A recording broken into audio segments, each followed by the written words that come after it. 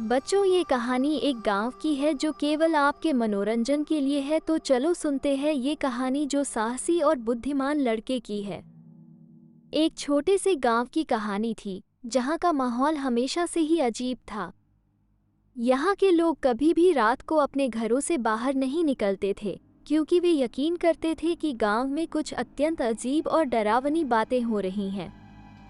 ये गांव, जिसे लोग भूतिया गांव कहकर डरा करते थे, उसमें कुछ इस प्रकार के अजीब घटनाएं हो रही थीं जिन्हें कोई समझ नहीं पा रहा था।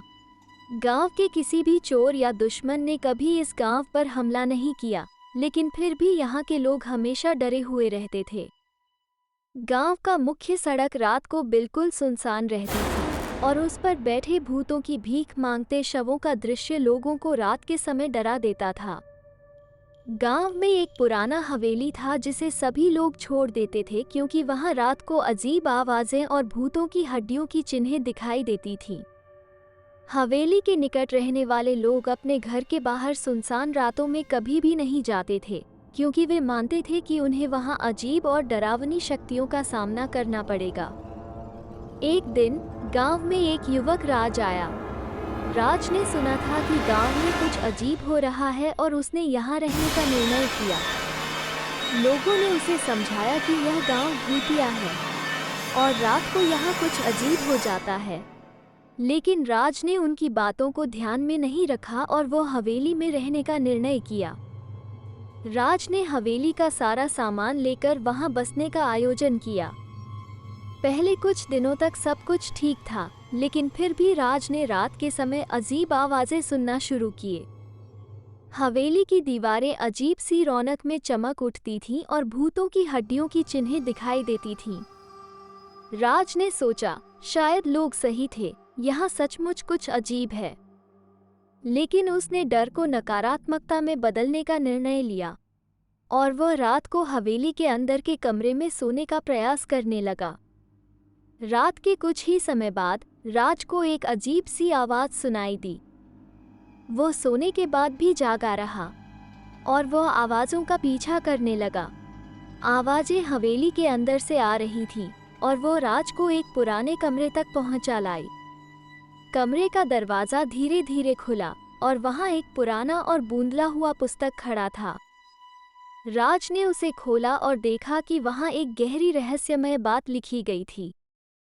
पुस्तक में लिखा था, यहाँ की भूतों की दुनिया में एक रहस्य है जो सभी से छुपा हुआ है।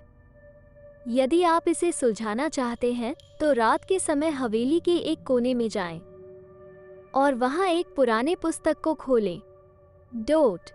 राज ये पुस्तक का रहस्य पढ़कर हैरानी में था, लेकिन उसने निर्णय लिया कि वह रहस्य को सुलझाएगा। अगली रात राज हवेली के वही कोना में गया और वहां उस पुराने पुस्तक को खोला।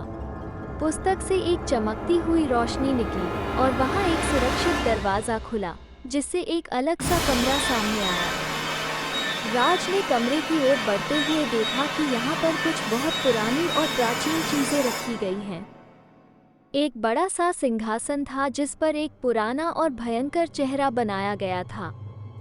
राज ने सिंहासन पर बैठते हुए देखा कि सिंहासन के पास एक पुराना पत्थर भी रखा हुआ था। राज ने पत्थर को उठाया और उसे देखते ही उसका होश उड़ गया। पत्थर पर लिखा था, जिस दिन ये सिंहासन गांव से बाहर ले जाया जाएगा, उस दिन से गांव में भूतों का आतंक समाप्त हो जाएगा। राज ने समझा कि यही वो रहस्य था जिसके बारे में गांव वाले बात कर रहे थे। उसने सिंहासन को हवेली से बाहर ले जाने का निर्णय किया और अगले ही दिन गांव के लोगों को सारा सच बताया। गांव वालों ने राज की बातों को सुनकर चौंक कर उसकी ओर देखा, लेकिन राज ने उन्हें सिंहासन को दिखाया और सबको समझा दिया कि अगर यह सिंहासन गांव से बाहर ले जाया जाएगा तो भूतिया आतंक अपने आप समाप्त हो जाएगा। इस प्रकार राज ने गांव के लोगों को साबित किया कि भूतिया गांव में वास्तविकता में कुछ अजीब नहीं था, बल्कि यह सब केवल एक पुराने रहस्य के कारण था जिसने गांव वालों को श्रापित कर रखा था।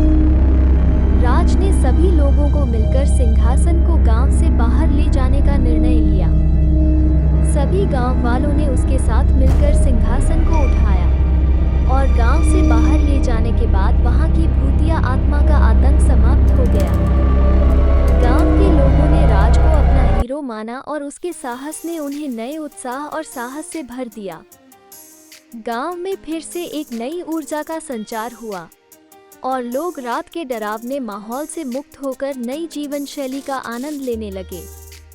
इस कहानी से हमें ये सीखने को मिलता है कि अक्सर हमारे डर और अजीब विचार हमें सत्ता से बाधित कर सकते हैं, लेकिन जब हम उनसे सामना करते हैं और सत्य को स्वीकार करते हैं तो हम समस्याओं का समाधान कर सकते हैं।